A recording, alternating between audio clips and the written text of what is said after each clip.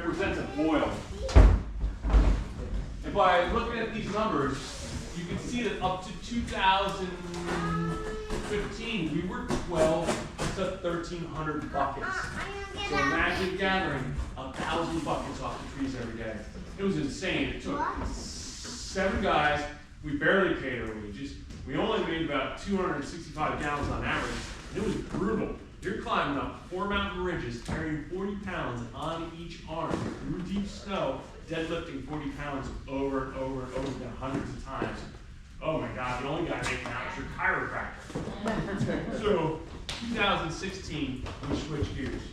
We dropped down to a 2-guy team, myself and Alex. We bumped our numbers up to 1,850. We dropped our bucket numbers down to 600. And that was our best year leading up to that point, 548 gallons. They saw we could make some money, so they bought us this brand new arch. So this whole substructure underneath is called the arch. Brand new flat pan evaporators, brand new smokestack, and they bought us an RO, which is reverse osmosis. So it's a machine with a membrane. We push the sap through with pressure, it creates a concentrate and a permeate, and we boil our concentrate. For us, it brings us up to 10% sugar, which cuts our boiling time in half. It really wasn't until the invention of these types of pans that we started to focus on maple syrup production more heavily. Before that, it was mostly sugar. They did away with the West Indies sugar tax in the end of the 1800s. People started buying that cane sugar again. Moderns are going, oh geez, well what are we going to do now? Well, these pans make pretty good syrup. They go good on flat tracks. It takes half the energy to make. So the first thing we do, we start a fire in this wood-burning stove. I climb underneath the ash pit on my back with a blowtorch and touch that sucker off. Little sparks fall down on you. Ah! You squirm out of there. You want to get it lit the right way the first time, or else it's a big billowing, smoky mess in here. But we flip up these vents from underneath the woodshed door, and the air comes from outside. It fuels the fire, forcing the flames on the bottom of these pans, smoke up the chimney. As the first fire dies down, which is soft wood, sitting on a bed of shredded birch bark, we replace it with hardwood, more BTUs, more energy units. These thick iron doors glow red hot. This gets 1,200 degrees. So the fireman, myself, is wearing thick wool overalls, warm long johns on, leather welding gloves to protect you from the heat. If you were wearing synthetic, you wouldn't go up like the Human Torch. It would just melt your body like napalm. So,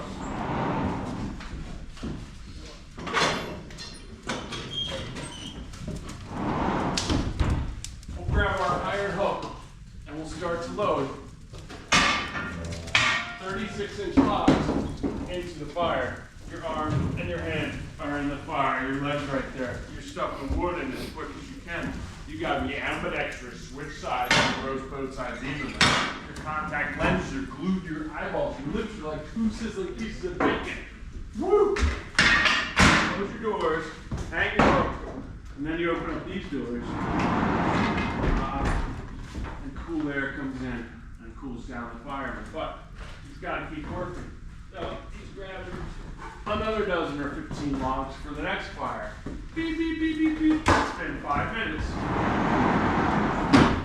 So you smack your egg timer, grab your hook, and you open the other side, and start to that side.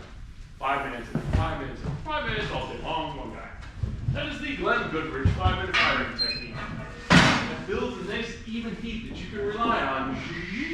Your sugar content builds. You can crack your valve, dribbling off finished maple syrup, burning through 200 gallons of raw sap to finish syrup in an hour. My best day, or worst day, depending on who you talk to. 2016 Easter, 7 o'clock in the morning. It was just Alex and myself. Came down here, 600 buckets, 3,000 gallons of sap before we even emptied the buckets. No RO, so we couldn't concentrate. And you'd open up these doors, it was 80 degrees outside. There's no cool air to cool down the fire, and you're walking around and being exhausted all day. Good times, bye. Meanwhile, any given day, sap is flooding in to 2 1,200-gallon vats behind that door. We run through the RO, reverse osmosis, and we bump it up to 10% sugar. We house in this concentrate tank right here. We because that tank sits higher, gravity's going to bring it down through a float box in this back pan and flood it. And in the bottom of this pan, there's 8-inch raised flues. So that means the heat comes up 8 inches, and the sap goes down 8 inches around it. So it maximizes the surface area in contact with heat. And it's only about this deep above those flues, so it's rigorously boiling, billowing with steam and escaping out the cupola whose doors we have open to vent.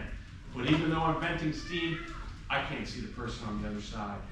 The sap gets pulled by a specific gravity. So that means the lighter sap comes in and gets drawn to the more dense, the more thick. It wants to be thick. So by the time it jumps in the front pan, it's about 18% sugar. And now it's over the hottest part of the firebox, winding through these little channels and locks, getting thicker and thicker and thicker.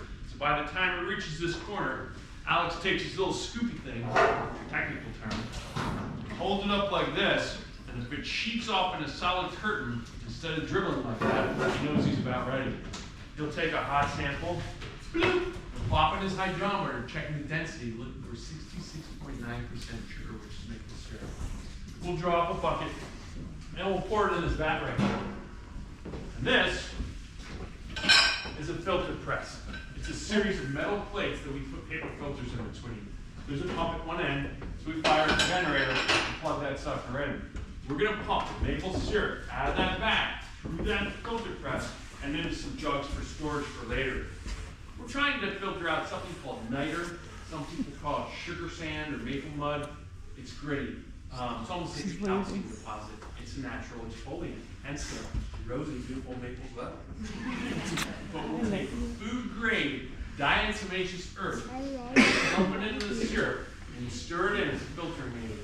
And diatomaceous earth is essentially the skeletal remains of ancient sea creatures called diatoms that have deposited for millions of years on the ocean floor. Those people go down on the ocean floor and they mine these skeletons and sort them apart of the size. The niter bonds to the aggressive exoskeleton of diatom and forms these little cakes in between these filter plates, creating a complex matrix that suspends your solids, allowing maple syrup to flow through. And what you get is finished maple syrup. Questions, anybody? What do you guys do with the filter stuff? Is that This stuff is compost now. Okay. In the old days,